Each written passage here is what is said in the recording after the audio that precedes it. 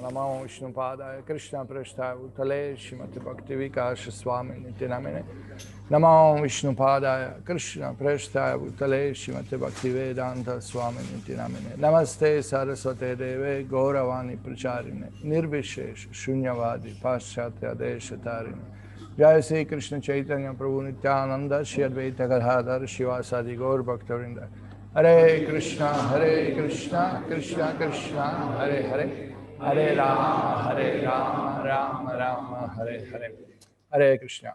So I welcome you all for this study of Brahma-saṁhitā. Today we are studying Shloka 54. So I'll just share the screen and we can start reading the Shloka.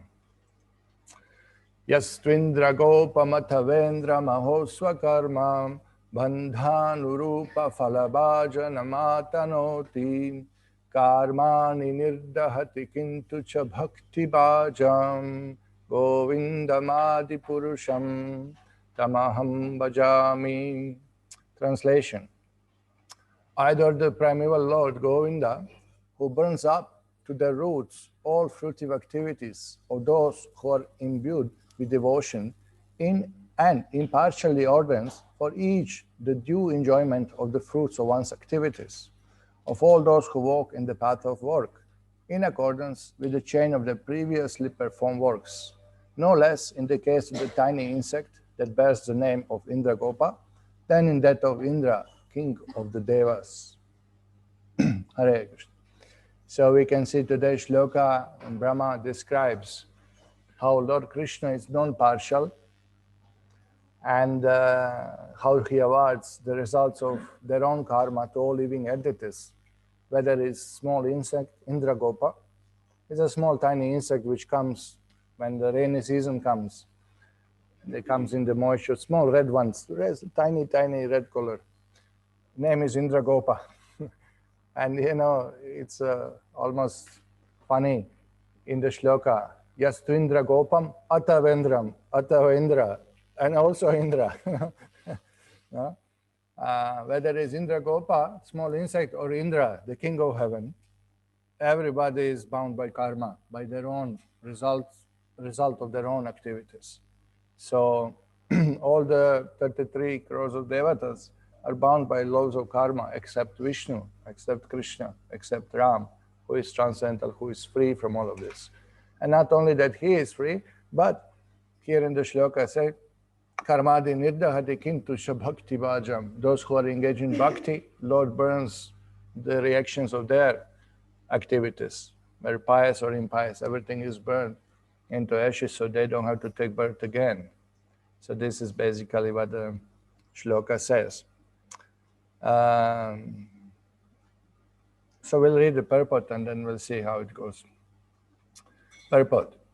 God impartially induces the fallen souls to act in the way that is consequent on the deeds of their previous births and to enjoy the fruition of their labors, but out of his great mercy to his devotees, he purges out by the fire of ordeal the root of all karma, nescience, and evil desires.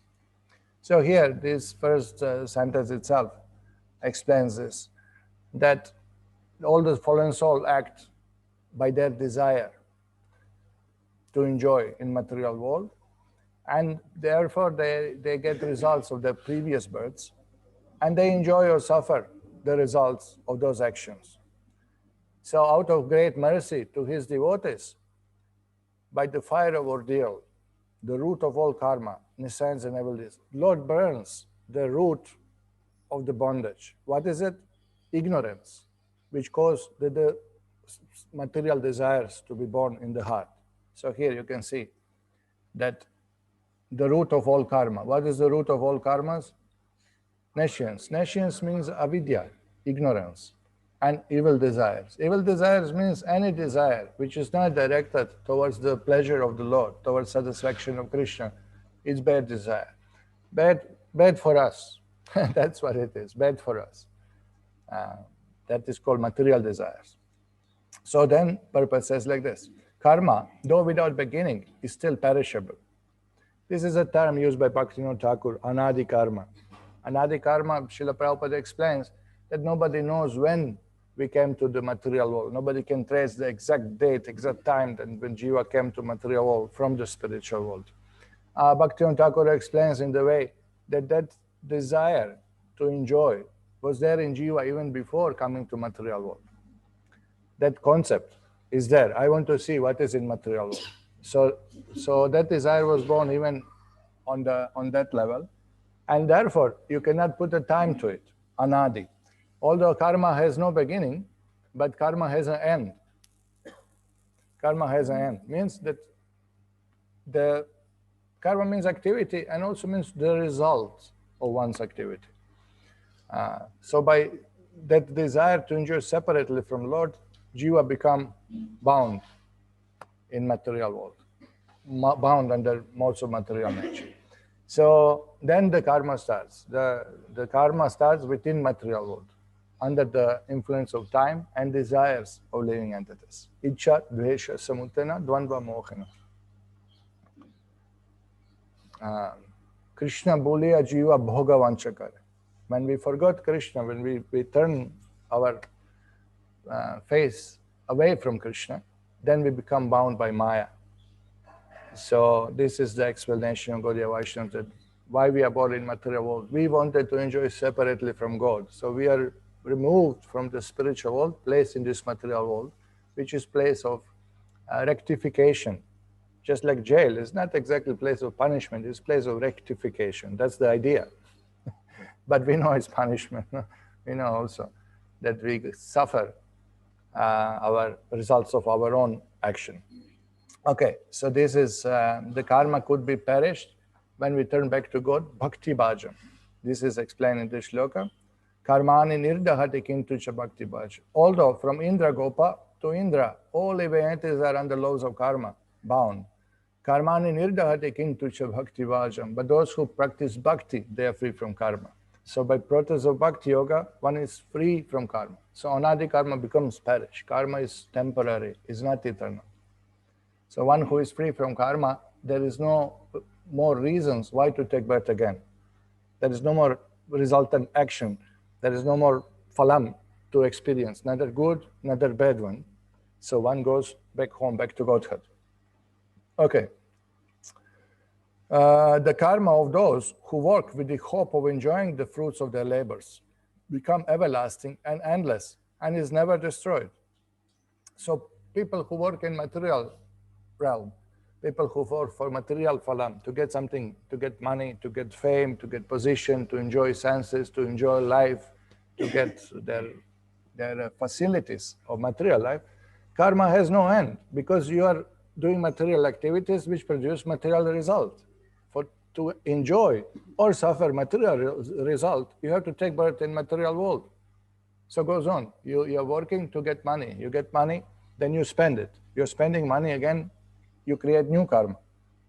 How you act. Again, till you are in material world, you have to act. Every action gives equal and opposite reaction. But not every time equal opposite reaction. If you do offense to the saintly people, they give you much more reaction than you would expect. Or you offend the cows, or you offend something dear to Kṛṣṇa or related to Kṛṣṇa, that gives much more offense than you would expect. You would say, is it appropriate? Is it appropriate? You know, you kill an animal, you suffer. You kill a cow, you suffer in hell. How many hairs on the body of cows? So it's not exactly, you know, as you expect appropriate, you know, kind of proportionate or whatever. You know, no, there are different gradations of it. But nevertheless, every action has a reaction, karma. But akarma, that they are activities which brings no reaction, that is bhakti. Not only that bring no reaction, but they burn away all the resultant results of previous karmas, of previous activities, whether good or bad. Good means materially good. Have you open the wells with water, you plant the trees, you speak the truth, you feed the poor, you pave the roads, you do all kinds of nice activities, material activities, you'll get good karma. Good karma means you'll be born in heaven, or you'll be born in a rich family, or beautiful body you will get, or become smart, or in next life. All these things are there. So this is good karma. But still, even good karma binds you to repeated birth and death. It's material. So good karma or bad karma, Vaishnavas, the joke, the dry cow dung or wet cow dung, what's the difference? Anyway, it's cow dung. Both are binding. So whether you go to heaven or you go to hell, anyway, you have to take birth in material world. So material world means jail, means we are locked down in the prison. We are forced under the laws of time to take repeated birth and death. Janma, mrityu, jara, vyadi. This is the problem. So Prabhupada given that simple example, what's the use of changing from the third class cell to the first class cell? But you are in jail. No? In prison, they have also gradation. For the bad guys, they have really bad cells. And for those, some we have experience in Tamil Nadu, sometimes political party leader is arrested in the home arrest, they call it. No? They don't put him in jail, but he cannot come out of his house. But all facilities are there. But still, that mind is arrested. No, he cannot come out. It's an insult. It's a limitation. Still, it's some kind of arrest. So Prabhupada say, why you want to go from this human form to heavenly form, go to heaven, get better body, and enjoy here and there, or you want to go to America, or you want to do this and that. Still, you are in material world. You are changing from third cell to second cell to first class cell, but still is a present cell. So it doesn't solve the problem. So what does solve the problem? Kṛṣṇa Bhakti. Kṛṣṇa Bhakti means Punajanma na vidyate. No more birth and death. Go to spiritual world, spiritual body, eternal life, Vaikuntha, no more miseries. That's the summary. Okay. Now, what about sannyasis? Why they should suffer karma? No, they already given up all their desires. But there is a difference between Vaishnava sannyasi and personal sannyasis. The function of sannyasa is also a sort of karma, befitting an ashram, and is not pleasant to Krishna when it aims at liberation, desire for emancipation. Those sannyasis who do not worship Krishna as a personality of Godhead, as a Bhagavan, but who think that they will merge into impersonal Brahman, they also have selfish desire. They want to merge into Brahman. They don't want to give pleasure to Krishna. So they also are not free from the karma. So that's what we already discussed before. Avishuddha Buddha, they fell down. Even if you reach the Brahmajyoti, you have to fall down. Okay. They also receive fruition of their karma. And even if it be disinterested, although they have no material desires, still their karma ends in Atma Mamata. Atma Mamata means self-pleasure. Still, they are thinking of their own self. I'll become God. I'll merge into God. I'll become one. It's a material desire. It's a selfish desire. Why is it called material desire? It's spiritual desire. You're merging into Brahman. It is spiritual desire, but it's based on the misconception of one's swarupa.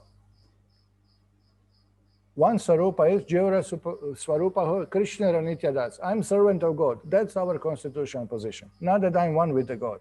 Not that I'm God. And this is again, avidya. Avidya is cause of karma. So this is not permanent situation. This is not constitutional position of the. So even impersonal sannyasi, they get their karma. But those who are pure devotees always serve Krishna by gratifying his senses, forsaking all attempts of karma and jnana, and being free from all desires, save that one serving Krishna. So not that we become desireless means that we give up all material desires, but devotee still have desires. We are a person, we are conscious living beings. You cannot be without desires. But desire is only to please Krishna. Desire is only how to serve better Krishna, how to associate with devotees, how to improve devotion service to Krishna, how to act in such a way that Krishna will be always pleased, and how to act in such a way to induce others in Krishna Bhakti. These are legal desires. These are okay. These are approved. These are called akama. These are not really desires because they are not based on the concept ahamameti. It's not selfish desire. These are good desires which Krishna approves. And jiva cannot be without desire. We are not bamboos. We are not the inner matter. We are living beings. You cannot separate desire from jiva. Buddhists are preaching when all your desires become zero. But that's also desire, that all your desires become zero. It will never happen. It's not possible for conscious living being to be desireless, but have good desires. Have bad desires bind you, good desires deliver you. So that's the concept. So here, all desires are given up, save that of serving Krishna, except that of serving Krishna. Krishna has fully destroyed the karma, his desires, and nations of those devotees. No karma, no material desires, no ignorance, because ignorance is root cause of all desires. What is that? Ignorance, not knowing that I'm servant of Krishna, thinking I'm enjoyer of material world. It's a great wonder that Krishna, being impartial, is fully partial to his devotees. So again, this shloka glorifies Krishna as a supreme Lord who is impartial to everyone, but he is partial to his devotees. And there is no contradiction in that, and that will be explained in the following commentaries. So Srila Jiva Goswami immediately quotes here from the Shastra explaining Krishna's impartiality. Samoham sarabhuteshu namedveshyo stina priya ye bhajanti tumam bhaktya maiteteshu chapyaham. Srila Jiva Goswami immediately quotes Bhagavad Gita to show that Krishna is not partial and that he is partial to his devotees, and there is no contradiction in that. How is that? I'm equal to all living beings. I do not hate anyone, nor do I favor anyone. Samoham sarabhutish namedveshu stina priya. So that refers to the aspect of materialistic activities of karma of the conditioned soul. All conditioned soul, they act on their desire. They wanted to be enjoyers. So they get their karma. So Lord is awarding their karma, whatever they do. If they do pious activities, give them good punya. Karma phalam will be good. And if they do bad things, bad result. So Lord says, I'm not partial. I'm not favoring anybody. Whatever you do, you get it. But if you do bhakti, then Lord reciprocates differently. No? Ye bhajanti tumam bhaktya maiteteshu chapyaham. But those who worship me with devotion are in me and I'm in them. Now, those who are worshipping Krishna, they are with Krishna. So Krishna takes care. Karmadi nirdahati kintu cha bhakti bhajam. He burns out all karma for them. So Srila Baladev Vidyabhushan comments here on this shloka. He says that the first half of the shloka, Samoham sarabhuteshu namedveshtu stina priyaha, this is functional Paramatma aspect, which is Anumanta, Uparishta, which is a witness of our activities and sanctioner of the result of those activities. But the second portion, Ye bhajanti tumam bhaktya, that Bhagavan himself does. So this is a little remark, little commentary here. Okay. And Srila Jiva Goswami compares the Lord's impartiality to the rain. Rain falls on everything equally. Rain falls on the rock, rain falls on the soil, but soil reciprocates. But rock does not really reciprocate, correct? So Lord's mercy is available to everyone. Lord is not partial. Oh, why Lord is favoring devotee? You become devotee. What's the problem? You also take the favor. No? Lord is not saying, I will not give to you. It's not that, okay, today, randomly, okay, I'll give bhakti to you, bhakti to you. All others come tomorrow. It's not like that. The Lord is reasonable, most reasonable living entity. Nityo Nityanam Chaitanas Chaitana is the best of all intelligent, conscious living beings. And he knows how to reciprocate fully with those who want bhakti. He gives them bhakti. He's ready to give to everyone, but jiva is not ready to receive it. So, and those, but then more than that, those who are devotees, Lord says even more. Ananyas chintayantu mam yajana parupasate tesham nityabhiyuktanam yogakshemam vahamyaham. But I carry the burden of supply and maintenance of those who desire constant association with me and who, thinking only of me, worship only me. But for his devotees, not only the Lord burns the karma, but he takes full care of their maintenance. Yoga kshemam vahamyaham. Whatever they need is supplied by Krishna. Whatever they need, material facilities or whatever, knowledge, how to come to him, association, guru, to deliver us. Everything is arranged by the Lord for his devotees. So this is explained here. Okay, Now Srila Prabhupada explains in teaching of Lord Kapiladev in the book, he explains like this. According to Chaitanya Charitamrita, Ekala Ishvara Kṛṣṇa Arasava Bhritya. Krishna is, there is only one master, Krishna. All others are his subservient. Beginning with Lord Brahma, Vishnu, Maheshwara, Indra, Chandra, and all the demigods. There are 33 million demigods. And the middle and lower species. Everyone is Bhritya or servant. When Krishna orders, my dear Mr. So-and-so, now please give up your place and leave. One must go. Whoever it is in the universe. No? Therefore, everyone is a servant. This is the position of Lord Brahma and the ant as well. Yes, to Indra Gopa Matavendra Mahosva Karma. From Lord Indra to Indra Gopa, an insignificant insect. Everyone is reaping the consequence of his karma. So this is how Prabhupada used this shloka in the preaching. Yeah? Yes, to Indra Gopam, Atavendram, also karma. Even from small insect to Indra, everyone is bound by the result of its karma. And Krishna is supreme. He is not bound by the karma. Okay, now another time, Prabhupada translates shloka. From Lord Indra, the king of heaven, down to the small insect known as Indra Gopa, everyone is enjoying or suffering the results of his karma. But the devotees' karmic reactions are burned up by the Lord himself. So Prabhupada explained, you can be promoted to the post of King Indra, provided you have performed sufficient pious activities, just as you can become a high court judge if you have sufficient education.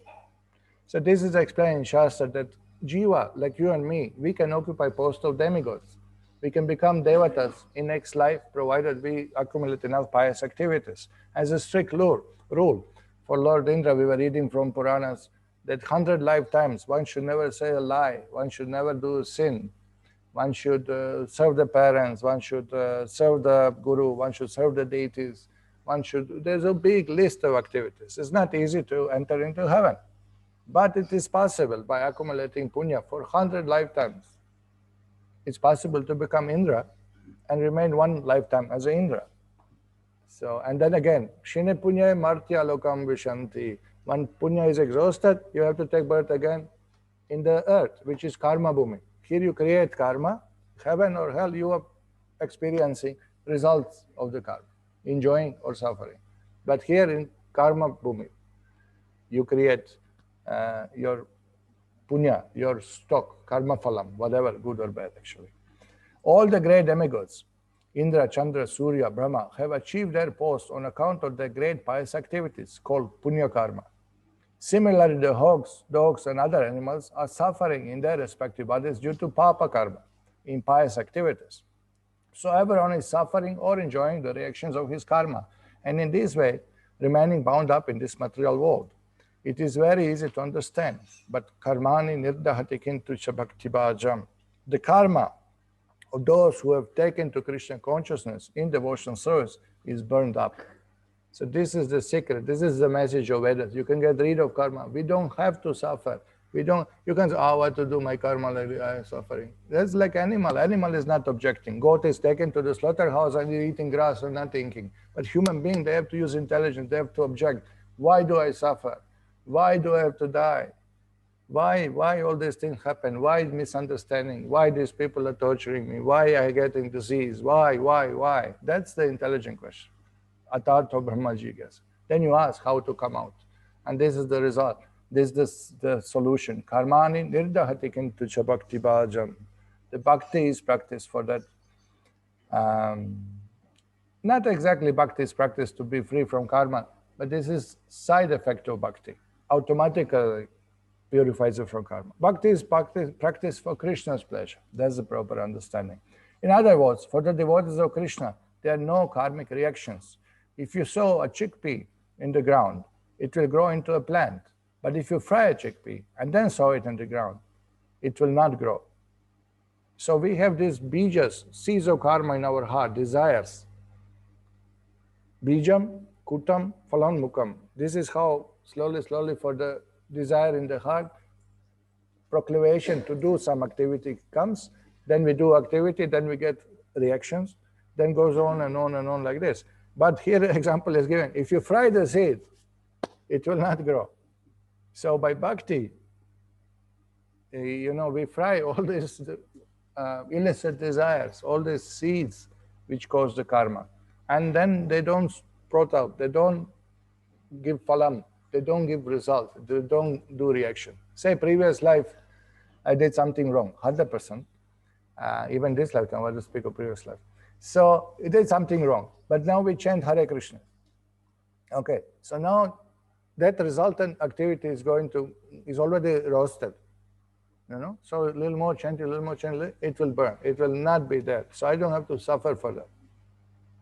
But that doesn't mean that now you do any nonsense and chant Hare Krishna to counteract it. This is aparad. Namo baladyasya hi papa buddhir navidyatitas yamair hishudhi. You cannot use holy name just to counteract sinful activities. That attitude is improper. Bhagavan is not a fool. He's most intelligent. You can't bluff. You can't cheat. There's no shortcut. You can't use his name just to purify. He will not allow. No? It has to be done honestly with proper attitude, bhakti. Then only these activities will be stopped, the results of previous activities. So we should fry our karma by devotional service. Then our activities will not produce any karmic reaction. Unless you have completely eradicated your karmic reactions, you cannot be promoted to the spiritual world. That's the idea. In other words, as long as you continue to perform fruitive activities, you will have to accept some type of material body, birth after birth. For a devotee, however, there is no more karma, and so there is no more material body. Krishna confirms this in Bhagavad Gita. Tyaktva deham puna janma naiti mam eti. After giving up his present body, a devotee does not get another material body, but rather in his spiritual body, he goes back home, back to Godhead. The same is expressed in the present verse of Bhagavatam. Shiyante chasya karmani drishta evat manishvare. Freed of all karmic reaction, the devotee fully realizes his relationship with God, thinking, I'm an eternal servant of God, or Krishna. And because he realizes his actual identity, he always engages in pure devotional service. That is the perfection of life. So this is how it works. And in preaching, Prabhupada would use this shloka, Yasvintra Gopam, or Nirdahati Kintucha Bhakti Bhajam. He will use to show to people that, look, it works. Look at this Prabhupada's conversation with one Indian gentleman who visited him. Beginning from that big Indra down to the small Indra. Big Indra, Mahendra, and Indra Gopa, small Indra. Such a good thing. Everyone is bound up by the reaction of his own work. Karmani nirdahati kintucha bhakti bhajam. If you take to devotional service, your karma will be immediately curtailed. Why? Krishna says, never mind, you are bound up by karma. You take shelter upon me, I'll give you protection. What is that? Sarva dharmam parityajam mam ekam sharanam aham tvam sarva papebhyo moksha ishyami ma shucha. When Krishna gives you protection, assures you, why you are fearing the karma bandha? Because that was a question. So in Hindi they discuss something, and Prabhupada says, those who are attached to these fruitive actions, for them, not for devotees, karma. Don't you see these Europeans, Americans, how much abominable life was there? Now see, because they have taken to devotional service, immediately changed everything. That assurance is there. That Shastra is there. The practical result is there. So Prabhupada is using the shloka to show, look, karma is burned, karma is changed. Look at it. How is it possible? Huh? So this is interesting. I find it interesting the way Prabhupada uses the shloka. Huh? Then again, Prabhupada explains how to bhakti frees us from the karma. Those who have taken to Krishna consciousness, their effects of karma is diminished. As Krishna says, that he has no result. He'll be saved. Others will have to suffer or enjoy.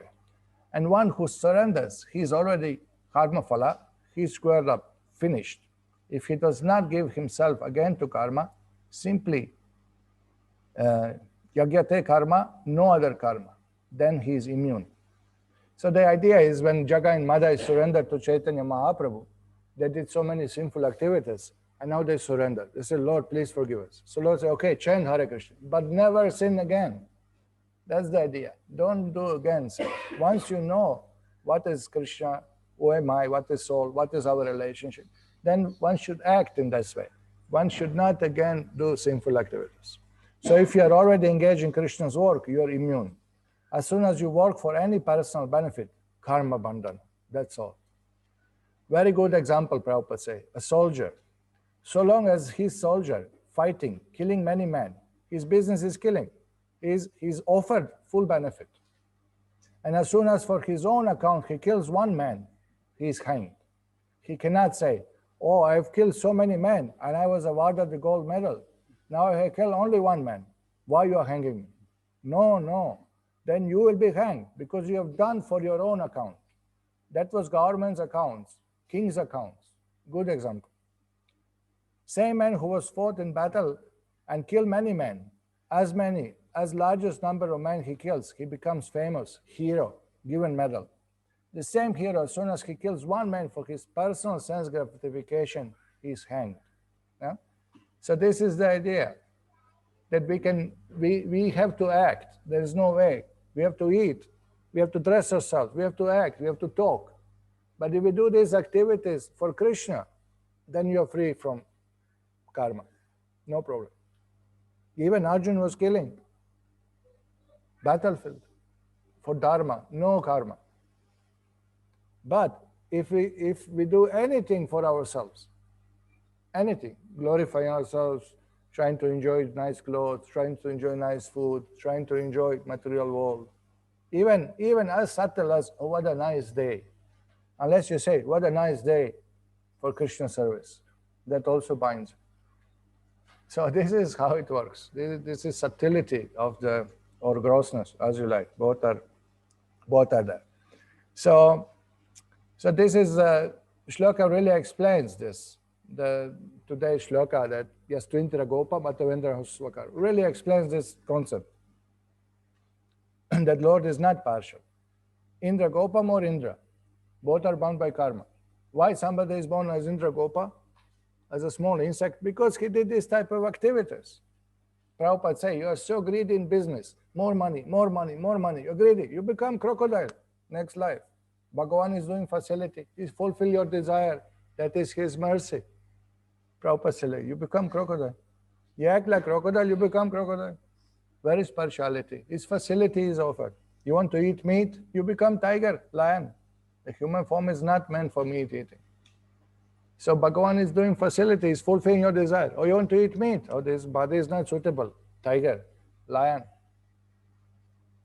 jackal, something. No? That is suitable. You have desire, you get it. So Indra Gopa got body because his activities, and Indra got his body because of his pious activities. No? So where is partiality? There is no partiality on the part of the Lord.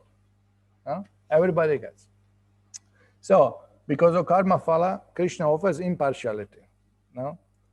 So this is what really this shloka says. Srila Prabhupada in Bhagavatam, impartiality of Lord is also mentioned in many shlokas. I just took few shlokas just to give you a hint that this impartiality of the Lord is really dealt. Because what is the problem? Problem is people in ignorance, they blame God. They blame God for everything happens. Oh, why God like this? I'm going to temple, why I'm suffering? Why I have back pain? Why this happened, that happened, accident happened to me, I'm so pious. And this fellow rascal atheist, he's enjoying life. He's enjoying life because previous life he did some punya. Therefore now he is enjoying. No? And God is not our servant that he has to, for every our material thing we are asking, he has to immediately reciprocate. That's not relation with God. That's not what is called bhakti. Bhakti is called ahaitukya pratihata, without expectation. It's done simply out of love. Not that, oh God, you have to serve me now. I offer one flower, come on, you put something in my account, or it will not come again. Then where is the bhakti? Where is the devotion? Where is the worship? No understanding. No understanding of how to approach Lord. And most of people, why do they come to temple asking something material? There's no understanding of why God is here. No understanding. Therefore, again, avidya is cause of karma. Even if you come to temple, you are not getting full benefit. If you come to the table where full feast is offered, but you are not eating, ignorance, you don't know how to do it. It's such ignorance. Bhagavan is giving such a facility to stop repeated birth. It's not partial. Now Bhagavatam explains why, how God is not partial. The Supreme Personality of Godhead is equally disposed towards all living entities. Therefore, no one is very dear to him, and no one is great enemy of him, for him. No one is his friend, and no one is his relative. Being unattached to material world, he has no affection for so-called happiness or hatred for so-called distress. The two terms happiness and distress are relative. Since the Lord is always happy, for him there is no question of distress. Now this particularly refers to the conditioned souls. This shloka does not speak about his devotees. This shloka speaks about all conditioned souls living in material world. Why Lord will favor somebody and not favor? He has no profit from material world. He has everything already in perfection. He has nothing to gain. He created everything. What you're going to give to Lord that he can gain something? Give him flower. He created flower. Give him wealth. Sarva Loka Maheshwaram. He possesses everything. He created all universe, millions of universes. He created the concept of gold. He created understanding how to make the jewelry. What he is going to gain from it? He's not interested. He's Atmarama, self-satisfied also. So he has nobody is friend or enemy to him. Enemy also. What will enemy do to God? What he can do? He can't do anything. He can harm only himself. So he's completely cool. He's neutral. He's absolutely impartial. Next shloka says like this. Although the Supreme Lord is unattached to our happiness and distress according to karma, and although no one is his enemy or favorite, he creates pious and impious activities through the agency of his material potency. Thus, for the continuation of the materialistic way of life, he creates happiness and distress, good fortune and bad, bondage and liberation, birth and death. But everything is done under his management. According to our activities, he's facilitating. Okay, you want to enjoy. Okay, I'll provide. You want to try to be happy without me? Okay, I'll provide. But you realize it doesn't work. Huh? Jiva has no power on his own to create material world. Jiva has no power on his own to enjoy. All the power of Shamrishu, all ability is given by God. So it is like this. It is everything is run by Jiva's desire, but Lord has to do it. Lord is managing everything behind. All mechanism run by Lord's powers. So Srila Prabhupada explained in the purport. Although the Supreme Personality Godhead is the ultimate doer of everything, in his original transcendental existence, he is not responsible for the happiness and distress or bondage and liberation of the conditioned souls. Don't blame the Lord when something bad happens. Bhunjana evatma kritam vipakam. Bhagavatam says, you eat what you cook. No? One day cook complain. Oh, too much salt. Oh, too much salt. Oh, oh, such a salty, you can't eat this. And then I said, who cooked this? Because cook is complaining. So I said, who cooked this? I only cook. Then shut up and eat, you know. What you are complaining, on whom you can complain? You cook it yourself, you eat it now, you know. Yeah, that's the point, you know. Oh, Bhagavan, why I'm suffering? Because you are such a nice person, therefore you're suffering. Because you did something wrong. But I don't remember. You don't remember, but doesn't mean you didn't do it. When criminal comes to the jail and judge say, you did this wrong. Sir, I don't remember. We'll remind you. We have witnesses. Don't worry. I don't remember. You know, of course you don't remember. Who wants to remember when you do mass, no? You know, the children have T-shirts, really good one. Gaur Bhagwan, show me. Boy, wear a shirt. It's not me, it's him. Do some, it's not me, it's him. So don't blame God for something bad happened. Huh? But when something good happened, you take credit. That also forgotten God, no? We take credit. I did this. I'm Rotary Club president. I'm a lion. You become lion next life. There's no doubt about that. It means we are taking some. We did this and we did this, and you know, this is my house, it's my property, and this is my. I know this politician. I just barking. No, but for good things, devotee give credit to Kṛṣṇa. That's the understanding.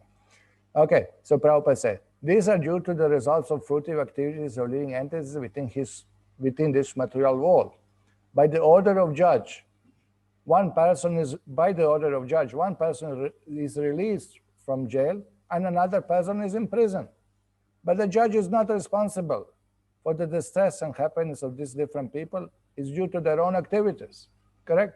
Judge sometimes gives good judgment, beneficial. Sometimes he puts you in the jail.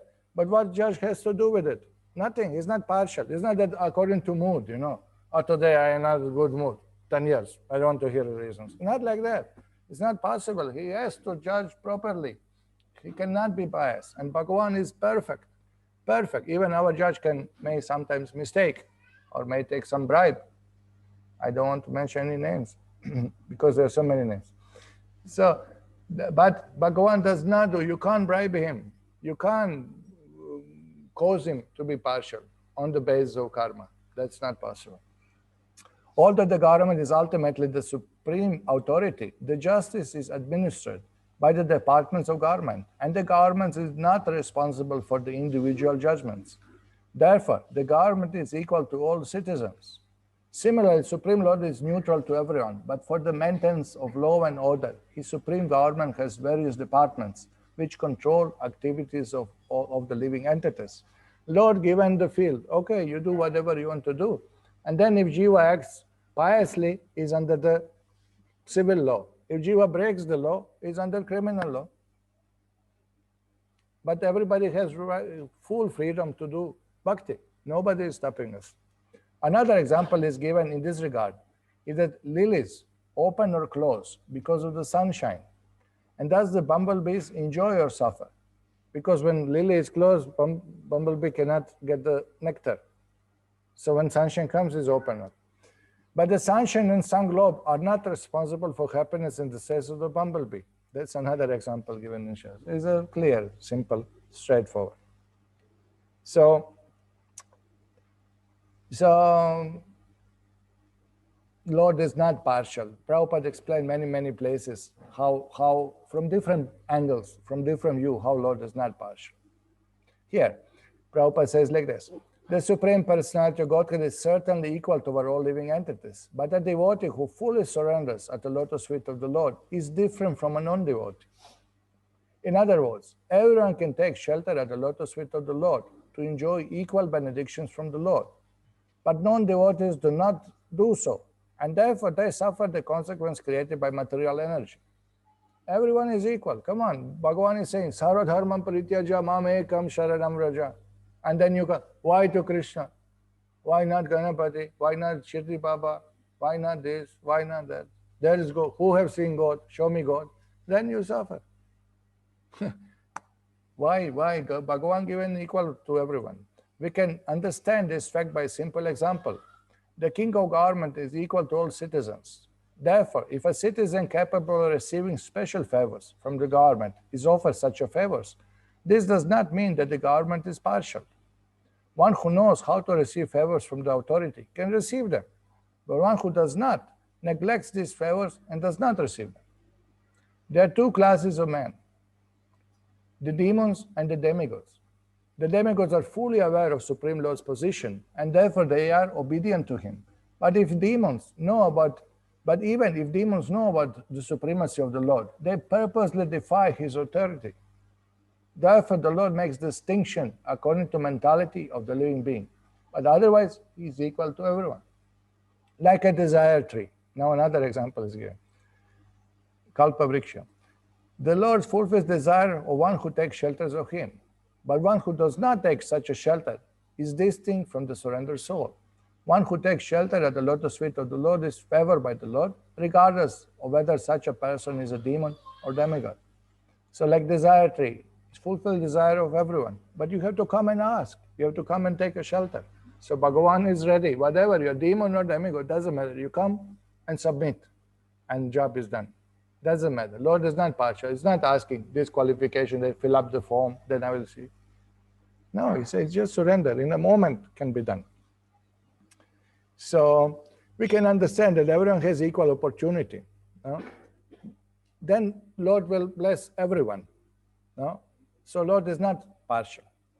There is another aspect of Lord partiality explained by Prabhupada, very interesting. Look at this. Krishna says, I have no enemies, nor I have friends. Name dveshasti na priya. The word dvesha means enemy. We are envious of our enemies and friendly toward our friends. But because Krishna is absolute, even when he appears to be inimical towards some demon, he is actually friend. Because sometimes we see Krishna kill demons, correct? So you see, he saved Arjun and killed the other demons or whatever, When Krishna kills a demon, the demon's demoniac activities are killed. And he immediately becomes a saint and merges into the supreme impersonal effulgence, the Brahma Jyoti. When Krishna kills demons, he gives him moksha. So why you say Krishna is partial? Yeah? Kamsa also got moksha, correct? He was killed by Krishna. He got moksha. That is impartiality of the Lord. Whatever you deal with the Lord, you get blessing. Yeah? So this is special blessing given by Krishna. Again, showing his impartiality. Another time, Srila Prabhupada gives this example. The Lord says, I'm neutral. God is neutral. Samoham sarabhuteshu. Samata means the point we have discussed. Sama. How God is neutral. Sama. If he is sama, sama means neutral. Then how we find different grades of people or different grades of species of life? Then if God is equal, then why we are all born different? Somebody is born tall, somebody is born short, somebody is born blind, somebody is born as a dog, somebody as a buffalo, somebody as a devata. Why the difference is if God is equal? And sometimes atheists use this. If God is equal, why we are all different? We are all different because of our own karma. That's why we are different. Now I'll give you a crude example. Suppose I'm a shopkeeper. I've got different varieties of goods. Now if you pay me less, then I can supply you inferior quality of goods. Another customer is paying me a good amount, then I will supply superior quality of goods. Now I supply to customer inferior quality of goods, to another customer I supply superior quality of goods. Is that any partiality? No, that's not partiality. So according to your karma, God can supply anything. He is almighty. He can give you a good body. He can give you a spiritual body and you can go home back to Godhead. He can give you a body of Devata. What's the problem for the Lord? He has no problem. You have no money. You have no punya. Money means not his money. What do you think? Punya.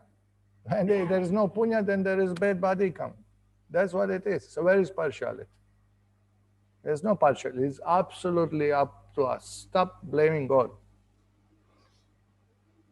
There's another way. There are so many aspects of this partiality. Okay, Prabhupada says, one must not misunderstand the meaning of word sama, equal. It does not mean that the Lord is impersonal and that he will bless any whimsical act, even unruly behavior. Lord is equal to all. He just blessings. No, he discriminates how to do and what to do. To whom he bless, what he bless. There is discrimination. You see that? There's not that he's impersonal. The Lord is absolutely personal. The reservoir of divine sentiments, the supreme performer of transcendental pastimes. And he is the well-wishing friend of all living beings. But friendship has different degrees of intimacy. Thus, the Lord's equal disposition is not without varieties of personalism. In other words, the Lord reciprocates with us according to our intensity of love for him. In Gita, he says, Ye yatha mam prapadyante, tams tataiva bhajamyaham. As all surrender unto me, I reward them accordingly. Their response to all the different devotional mellows, servitorship, fraternity, paternal erection, conjugal love. Now look at this aspect of Lord's impartiality. You want to serve Lord as a servant, you get sentiments of Dasyaras. You want to become friend of the Lord reciprocates like as a friend. You want to become parent of the Lord, Vatsalya Rasa. Lord reciprocates like a child. You want to become lover of the Lord, Madhurya, Shingara Rasa. Lord becomes your lover and gives you suitable body to perform that service. So look at this impartiality. This is another aspect, very interesting, no? Similarly, he ignores those who disrespect him by regarding him as an ordinary mortal. Consequently, he always shelters and protects those who accept him as the Supreme Lord and serve him with loving devotion, following the footsteps of past saintly masters. So again, those who say that Lord is not there, okay, I'm not there. I will not show myself to you. Naham prakasha sarvasya. Why should I show myself to you? So, not only that Lord favors devotees and the devotees' karma is removed, but Lord blesses devotees with power that they can remove other people's karma also. This is the power of pure devotee. Simply by association, devotees, our karma is removed. Not that, you see what is the system dealing with the pure devotees, how powerful they are by the mercy of the Lord, not on their own. But this is also explained. You will find in Srimad Bhagavatam, 11th canto, this shloka.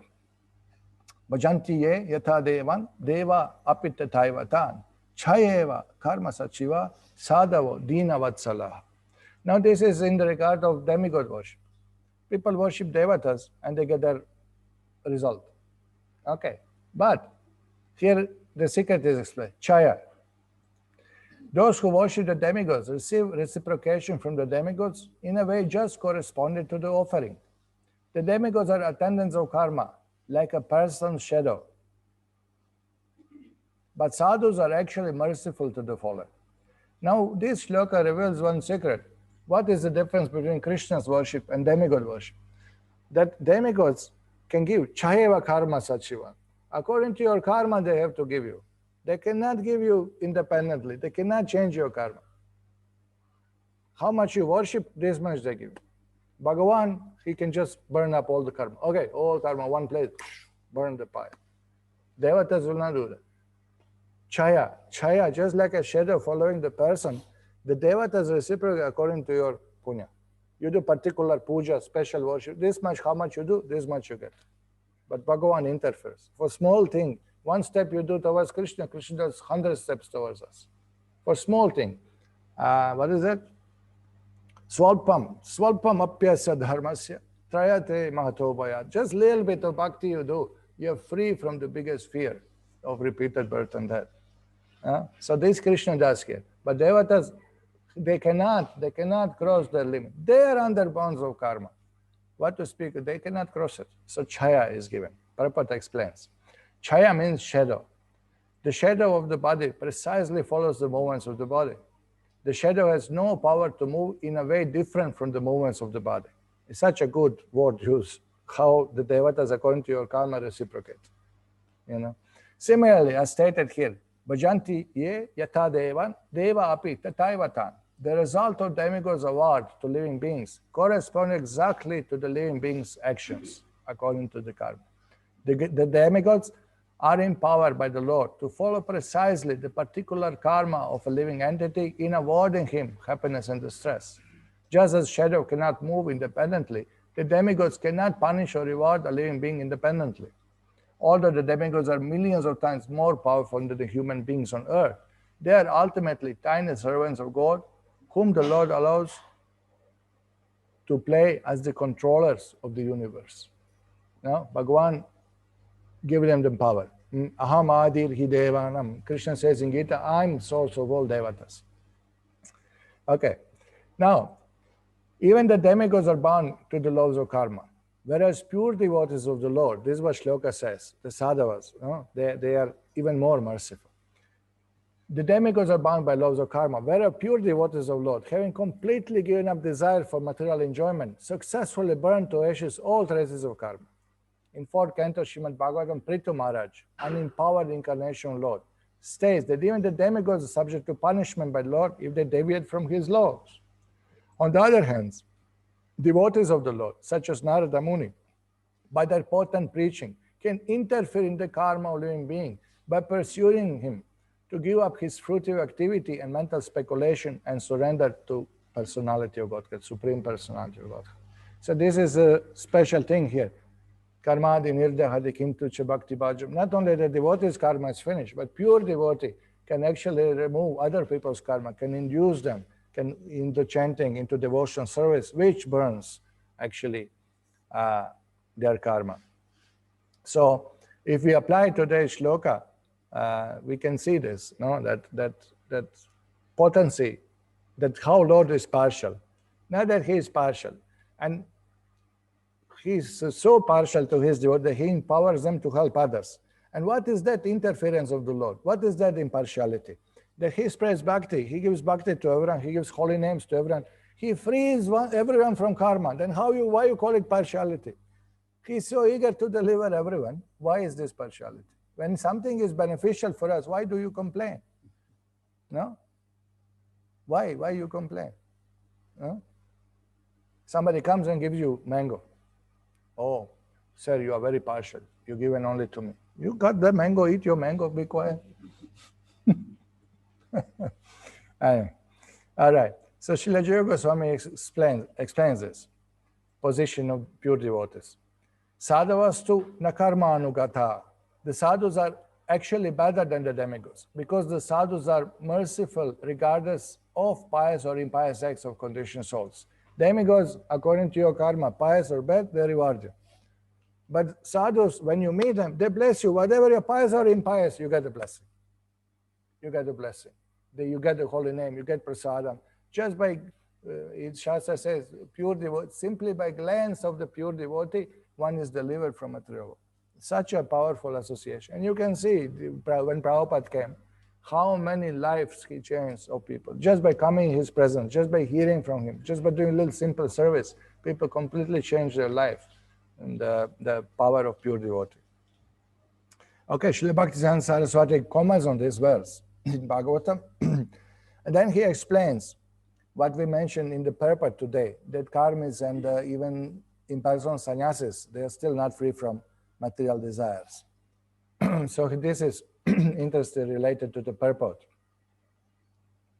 Srila Bhaktisiddhanta Saraswati Thakur has commented that unless one is engaged as a surrendered soul in devotional service of the Lord, he cannot actually be considered nishkama, or free from material desires, desireless, or free from all personal desires. Sometimes a materialistic person will engage in charity or altruistic activities, and in this way consider himself selfless worker. How many times we hear, I'm doing selfless work. I open a hospital, I feed the poor, I give in charity, I'm selfless worker. Okay, but look what Shastra says, because these are material activities. This is not called nishkama. You are not free from karmic reaction by that act. Similarly, those who engage in mental speculation with the ultimate goal of merging into impersonal Brahman aspect of the Lord also advertise themselves as being selfless or desireless.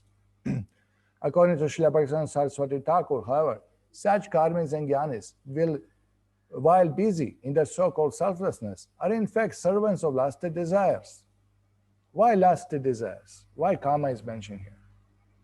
Kama means any desire which is not directed to the pleasure of the Lord. Any desire. For our prestige, there's also lust.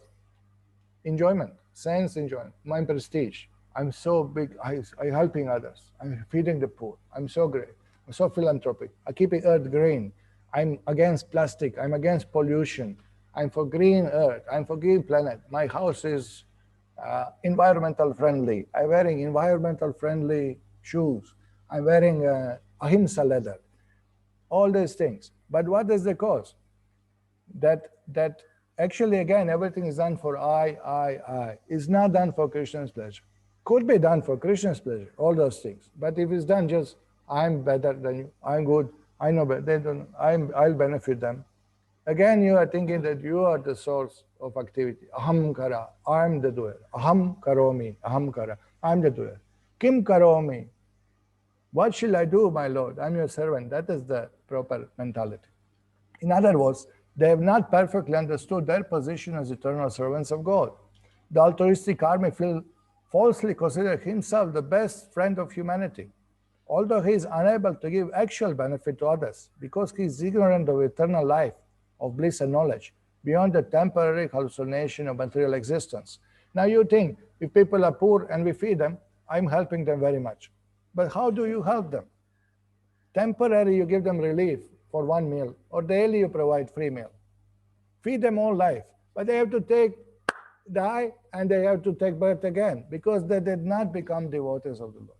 So what did you do? Nothing. You just extended their material life. How did you benefit?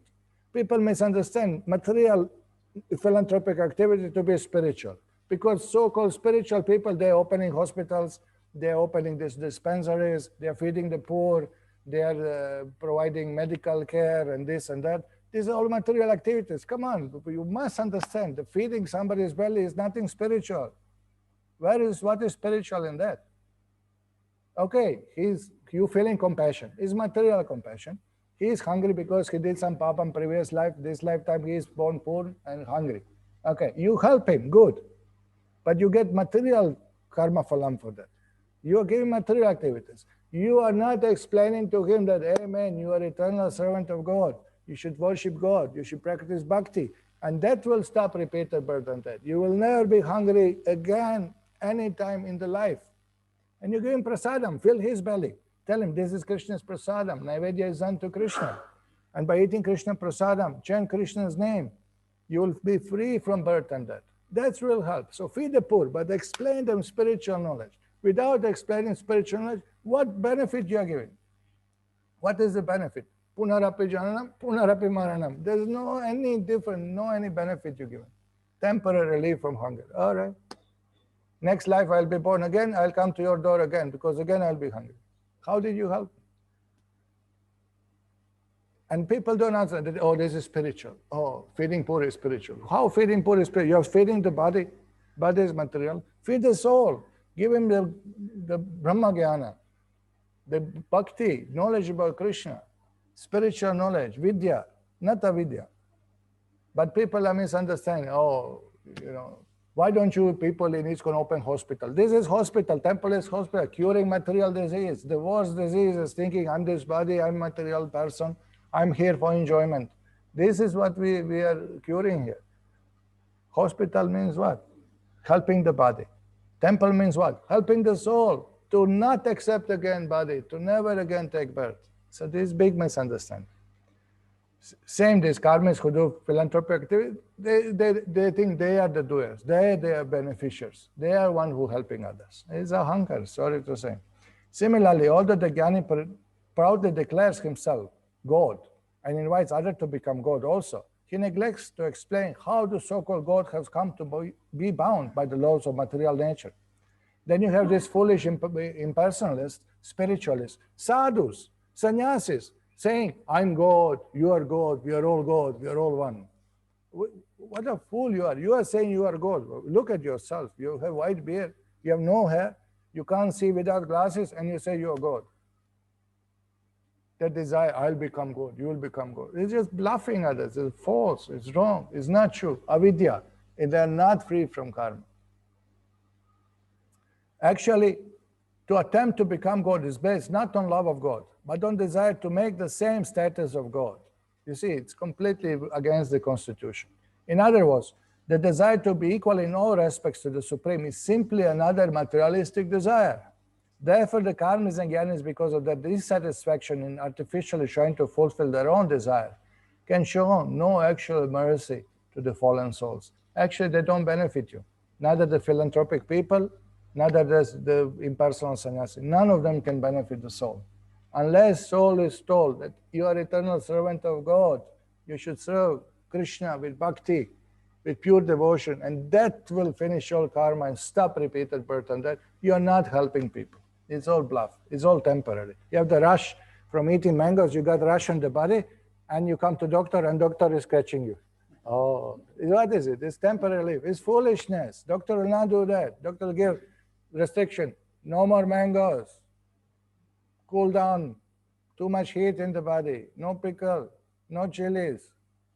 No, some restriction will give, and give medicine to purify blood. Finish the business. It's not going to scratch. What is feeding poor? Temporary relief. You don't stop their material existence. You're not stopping birth and death by that. No? So, okay. This is, what do we say? Anyway, many examples. Now, how Lord does this? There are many quotes how Lord does this.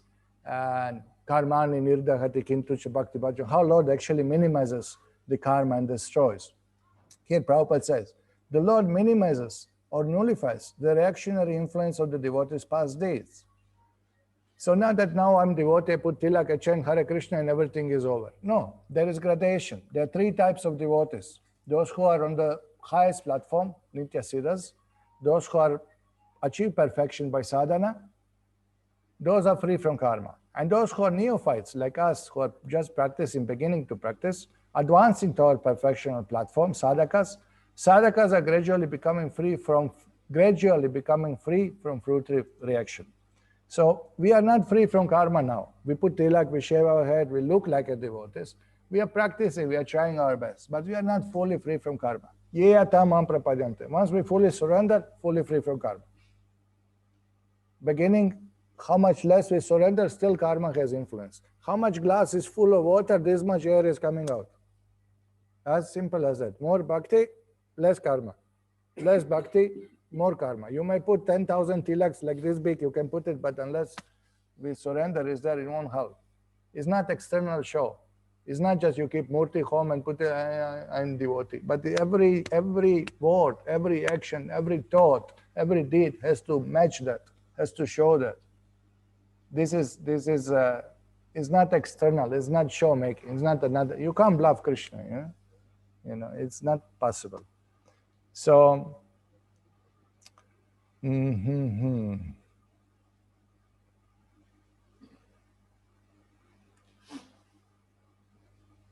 So anyway, there are many quotes regarding this, how Lord minimizes the devotee's karma. And we understand this. Once you start chanting Krishna's name, you don't suffer full extent anymore. Lord is minimizing. Remember that famous example when Prabhupada was teaching devotees how to cook.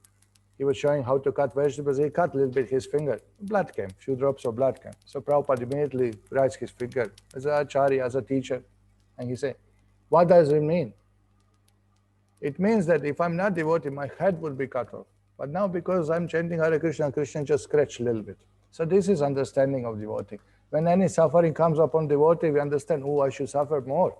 But Krishna just minimizes a little bit. That is the attitude. And also another example is given, not to read all the quotes, another example is given that if any difficulty comes, we understand it's the mercy of the Lord, so we can remember Him more.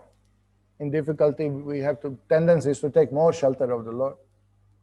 One devotee who somehow or other happened to finish in jail, he said that never I chanted such a rounds like this 1 month in the jail. He said that all 16 rounds was attentive, like not one word was missed. So in difficulty, he said, I just thinking if I can go another month. Because he has this realization, so intense becomes, Okay. Another time is that Prabhupada says that Lord minimizes our karma in the dreams sometimes. That devotee, they don't have to suffer, take birth again and fulfill that material desire. Sometimes in the dreams, Bhagavan finishes the karma also for devotees. That's also explained here in the Bhagavatam.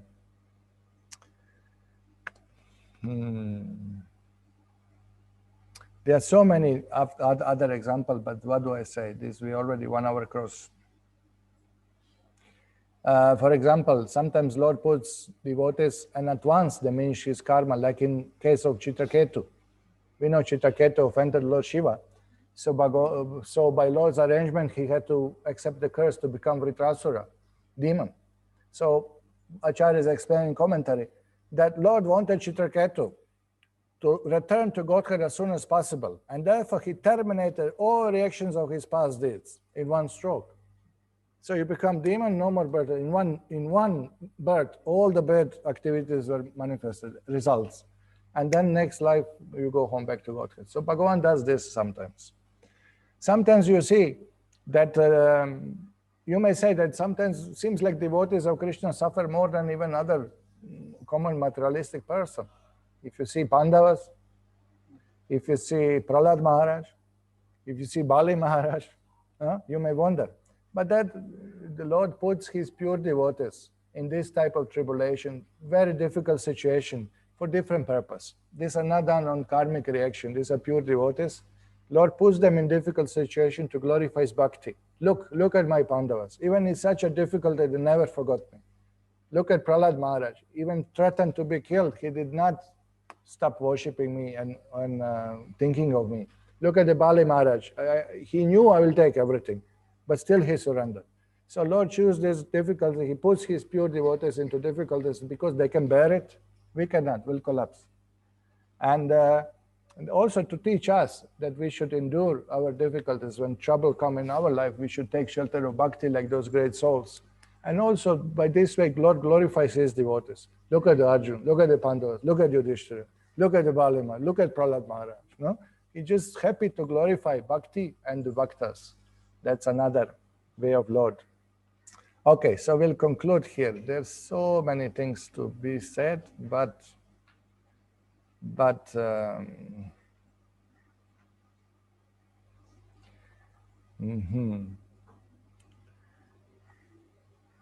yeah, let's conclude with Prabhupada's quote. Okay, everyone, whether an insect or the king of heaven, is entangled and bound by the action and reactions of his karma. However, when one becomes a pure devotee, free from material desires and from bondage to karma, jnana, and yoga, one is free from material actions and reactions by the causeless mercy of Kṛṣṇa. One cannot express sufficient gratitude to Kṛṣṇa for being freed from the materialistic way of life. So this is how Prabhupada concludes here, no? That it is done by Krishna's mercy. Removing one's karma is done by his blessings, through his devotees, through the holy name, through the satsanga, through the shavanam, kirtanam, Vishnu smaranam, pada sevanam, archanam, vandanam, dhasyam, sakhyam, atmanivedanam. But these are all Krishna's arrangements to bless us. So Prabhupada says, one cannot express sufficient gratitude to Kṛṣṇa for being free from materialistic way of life. Okay, so we'll stop here. Thank you very much for patiently hearing. Srila Prabhupada ki jai.